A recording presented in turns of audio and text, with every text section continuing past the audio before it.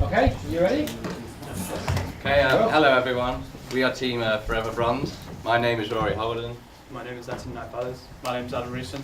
And I'm Oliver Hitchin. And today we're here to talk to you about our new game idea called Ochilion. So I'll take you over to Anthony to go over the game. To be released exclusively for PC for ages 12 and above, Ochilion is a free-to-play MMO fantasy RPG with in a similar vein to something like World of Warcraft, with free-to-play elements akin to games like Path of Exile and League of Legends. The title name Ochilion applies to where our game is based, on a continent with 8 distinct races, who after years of fighting have finally formed into 2 groups, the Elitists and the Harmony of Shadows. The story follows this war, but its progression and outcome will be entirely down to the players, as their actions affect the world. Take, for example, the settlements that will be throughout the land. These are places where you can resupply, meet other players, spawn, and stuff like that. Players from another race can attack that village and destroy it, and from that, the group of people who are attacked to take them back and like hunt them down. And it's like that's creating its own personal stories without having to be like a scripted event or anything like that. When we were conducting our market research, first of all, I wanted to see how our game can be successful and ultimately how we could create a revenue from the game. When I first did the market research, I looked at Steam to see like what kind of free-to-play RPG games there were, and half of them I found were like card trading games, so it wasn't really like the kind of game we were trying to make, so there's sort of a gap that we could fill in the Steam market. We also researched memberships to see how successful memberships were on free-to-play games, and we also looked at different items you can add from the Steam market and see if they sell successful and if we could incorporate a sort of system the same as that. What audience research we did was primary and second. Through primary, we did a questionnaire on SurveyMonkey asking people personally about what they liked and disliked about free-to-play games and stuff like that. In secondary, we looked at the industry as a whole to see what consoles we could be on. When it came to free-to-play, we found that a lot of people had played free-to-play games like League of Legends, Path of Exile, and Roost Game. And what their opinions were was that it was mostly passive, but if there was any elements that people could pay and that would make them better than anyone else, that just ruined their enjoyability and stuff like that. This is the map of Ochilion, which is where the game is based. Like we said, it's split into 7 different territories. These are what all the names of the territories are called with their pronunciation. Some of them are a bit of a mouthful. The Sanctum Island belongs to the playable race Demons. The Forest belongs to the playable race Ents and the Wood Elves. The most southern territory, Cryotogar, belongs to Orcs and Ogres. The one above from there is called Dracaria, and that belongs to Dragonkin. The one to the east is East Rexar, and that belongs to Humans. And the one furthest north belongs to Snow Elves. And the territory right in the centre is called No Man's Land. Okay, so the human race of our game are essentially settlers that came to the land of Ochilion, and they quickly established an alliance with the Wood Elves and the Ents. But most of the other races didn't get on very well with them, and soon after they started becoming violent towards them. After that happened, that was when the Dragonkin also came into part of the human alliance to form the elitist faction. Yeah, these are the Wood Elves and the Ents, like I mentioned before, belong to the Ivory Forest. They consider themselves the protectors of the forest and just want to protect their forest from any harm. And this war that's brought up between both factions could potentially harm their forest, which isn't what they want. This is the Dragonkin design. They live in a central region of Ochilion because they like to live in the mountainous regions. They tend to be isolated from everybody else, but they have the same beliefs as the humans and the Wood Elves, etc., which is why they play part, even though they are quite isolated. So the Orcs and the Ogres are sort of very tribal race. They like to fight a lot. They fight anything. If there's nothing else to fight, they fight each other. That's sort of their main motivation for being part of the Harmony of Shadows, just to fight things. Their territory sort of sits in between the human and the dragonkin territory, so it kind of cuts them off. So the only safe way on foot is through no man's land, which we'll talk about later. Yeah, this is the Snow Elves. They belong to the most northern territory called Clavenna. They are in the Harmony of Shadows. They're the most manipulative and deceptive race known throughout Ochilion, which is why they belong, like, quite fittingly for the Harmony of Shadows faction. The demons are a sort of very twisted race. They come in a variety of different forms. The form that the player would play as would be the more humanoid form that you see there, but throughout the whole of the Sanctum Isles you would see various different types of demonic creatures, and they commonly fight amongst each other for sort of dominance within themselves. They are quite an isolated race. So No Man's Land is it essentially functions similarly to the wilderness in RuneScape, where it is a sort of dangerous PvP zone that it doesn't belong to any faction. It's home to some nasty monsters and is a dangerous place to be. It also makes it a good spot for sort of clan wars and other faction battles that can happen as well. Yeah, I'll just explain the class system we have through our game because it can be a little complicated. It's similar to World of Warcraft. The max level you can have is 50. But basically you start off by picking your race as you would expect to do. Then you have the choice of 4 different classes, which we'll go through after this slide. Those 4 classes, when you hit level 20, then split up into 2 specialised options, which we'll go into more detail when we're onto the races. But we did this so we could accommodate different play styles, because if there's more play styles in the game, it's less likely the player will get bored. Yeah, the first starting class is a fighter. It's your stereotypical knight, armour, light and sword. When they hit level 20, they either split off into the barbarian or tank option. The barbarian option would be they'll be at the highest DPS, like damage per second character. When he splits up into tank, they'll play the role where they soak up damage for their team. The next class is marksman. When they hit level 20, they split off into the hunter. They have bow and arrow and the ability to have like a pet of some kind that can help attack them, help attack enemies as well. And the other option is called a blade ranger. These specialise in mid-range combat and throwing knives and daggers, etc. The assassin is kind of what you'd expect. Both classes specialise in stealth. One route they go down is assassin, where they use daggers and focus targets' weak points by being all sneaky. The other option is the saboteur, and they specialise in stealth and traps and explosives. And the last race is mage, is what you'd expect, do magic and healing. The main option is, one option is the summoner, where you can specialise in dark magic and you can use very minor healing abilities. The other option is healer, where you mainly specialise in the art of healing, but you can use minor offensive abilities as well. Okay, so our combat system, as kind of explained already, functions very similarly to that of World of Warcraft, with one sort of main difference is that most of the projectiles in the game are sort of more skill shots, not sort of homing projectiles. There's a bit more of a skill element there. We kind of already explained how players will learn both offensive and defensive abilities as they progress, until they reach level 20, and then they'll split off into the more offensive version of the class, or defensive version, kind of specialise in that way.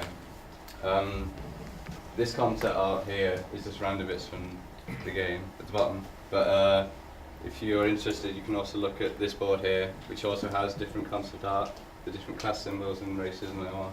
It also has a pre-production chart and other things, the map, the world map here, other research and the game HUD, as well as this is some details about the various enemies and bosses you would expect to find throughout the game, and some more art down there as well if you want to look afterwards.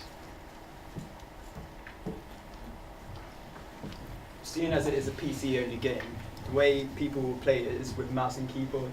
As you can see right there, there are all the controls, though all such as like, it's more like other PC games like World of Warcraft, with like WASD to move the hotkey being to select abilities and stuff like that. Though all of this is subject to being rebounded if the players want.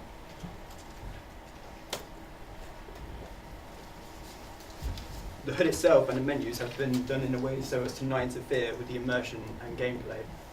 So a lot of the stuff is, for what we could, made to be contextual. So things like the weapons, their icons won't appear unless the player has the weapons ready. But stuff like the objective marker, that will always be on the screen for obvious reasons. Yeah, in most MMOs, you see player versus player and player versus environment, both two main keys in an MMO. We wanted to make sure that PvP wasn't something you were forced into, but it is an option there because a lot of people like the competitive side of that, whereas some people are more casual about the game. I like to work with their team in player versus environment, boss battles as such. There are specific PvP servers people who do enjoy player versus player. There are leaderboards and achievements and tasks that you can do whilst doing PvP, such as killing a certain amount of people that day, and you'll get bonuses from that. No Man's Land is the most populated area for PvP, because that's where all the high-level players are, and where all the high-level creatures are too.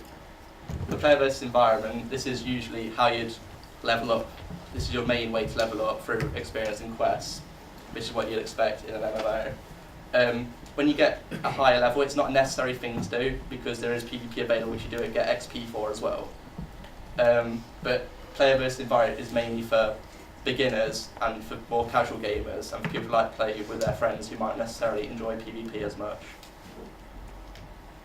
One of our unique selling points is that we want to try and reach out to charities and to create like items which we could put in the game and then raise money for charities. I don't see many games trying to do this, and I think it'll be a practical way to get charities involved and obviously expose our game to charities if they want to expose it to different people as well. And another unique selling point is that we wanted to try and put our game onto the Steam marketplace. I think that if we can put our game onto the Steam marketplace, it'll give good exposure, and it's like the leading digital like marketplace where people can buy the games if they're not buying the games on disc. One of the information about the charities, one we found was Able Gamers. These want to create equipment for disabled gamers to help them play their favourite video games easier. They have one of the largest communities in the world for disabled gamers, and I think that if we could try and get in touch with these charities and maybe create items we could sell in game, link with these charities, then I think that'd be good for our game. First off, about our free play and income is that our game is not pay to win. Most people don't enjoy pay to win games. They just ruin gameplay pretty much. We also have skins involved where they will be mostly the same colour instead of like random like colours on your armour. So you'll be like one matching colour, and say if you want to be in a faction and stuff and it links with your faction, you can buy a skin that will basically link with your faction.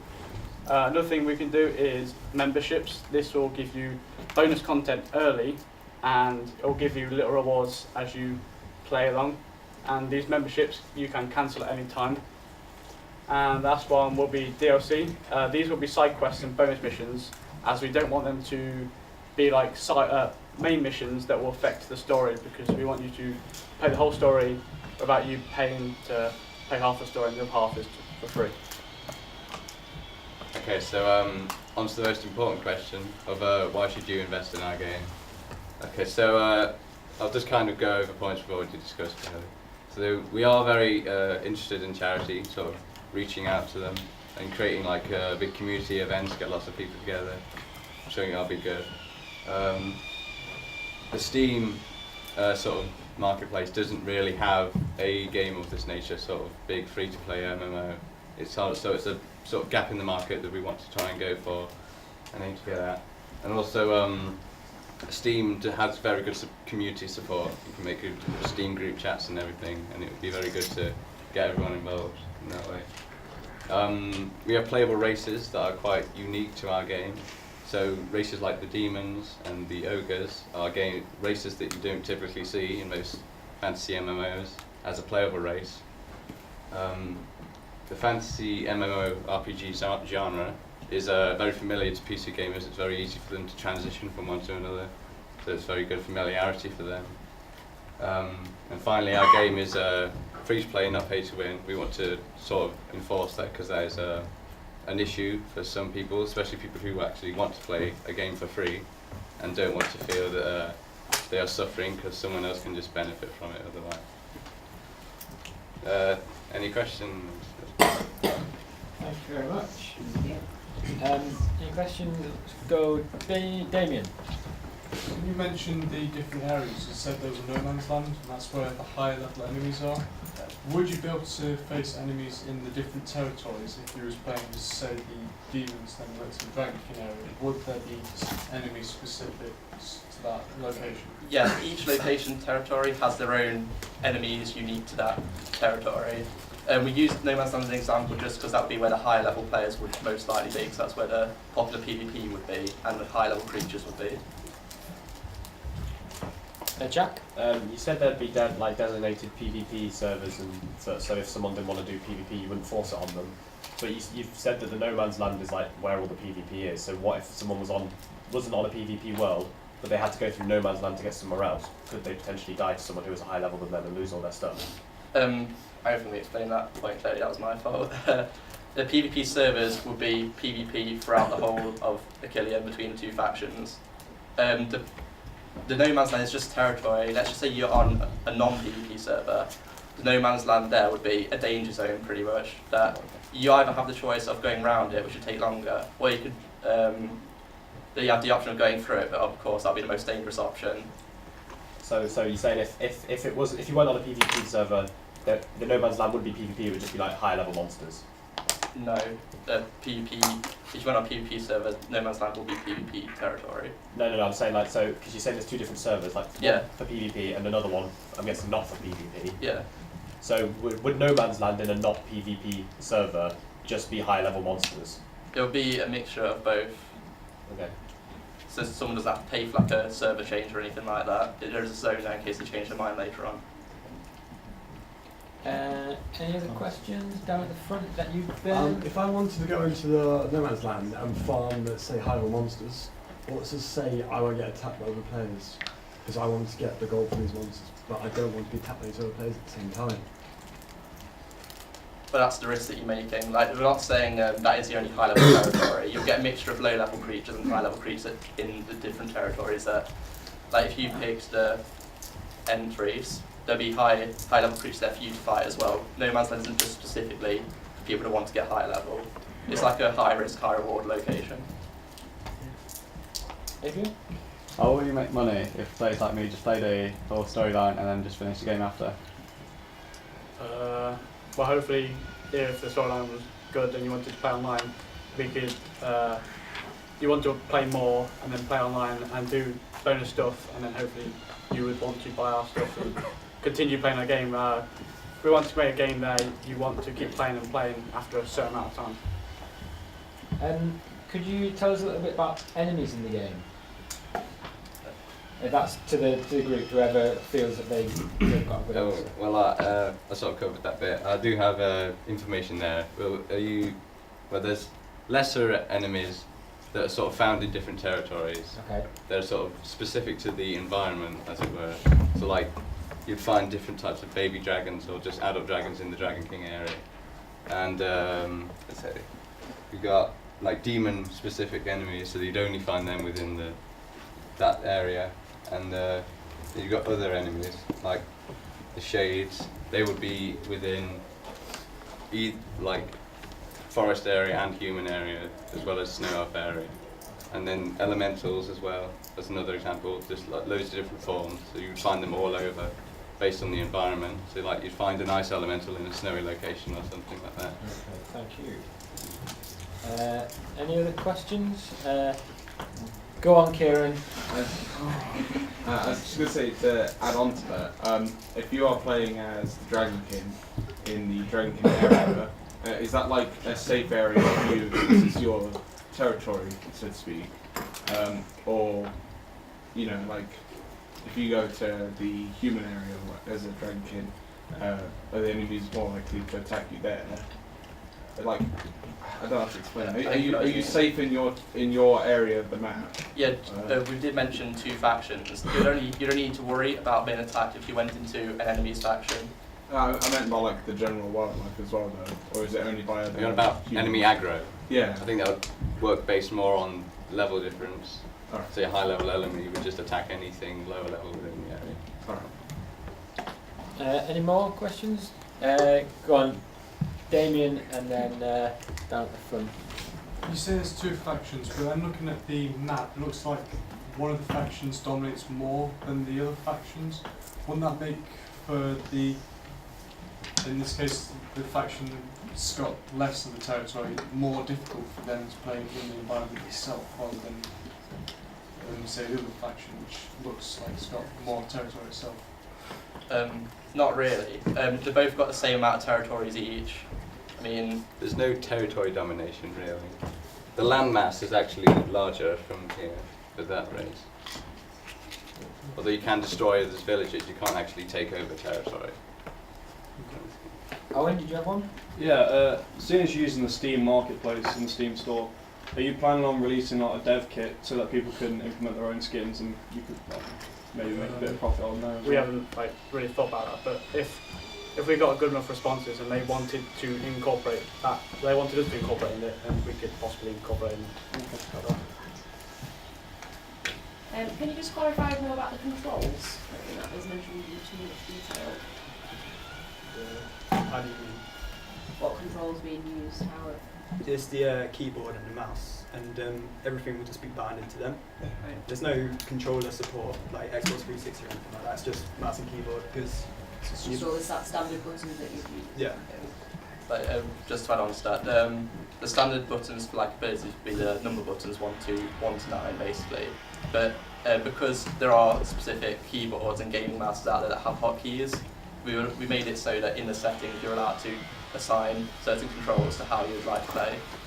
Yeah. So you can customise it. Yeah.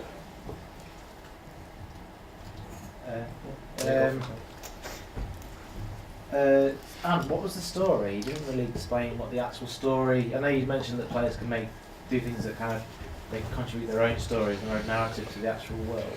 But what is the story behind the raid? Like the world? What's happening in Ochilion to cause this? Well, we're not really going much into like what caused it, because that's basically about creating your own story. But like I said, the greater story is just that the two factions are fighting, and then from there, the story like evolves in the same way through players' actions. Okay. One more as well. Like, give me like a typical rundown of when I log in to Ochilion. What am I going to do?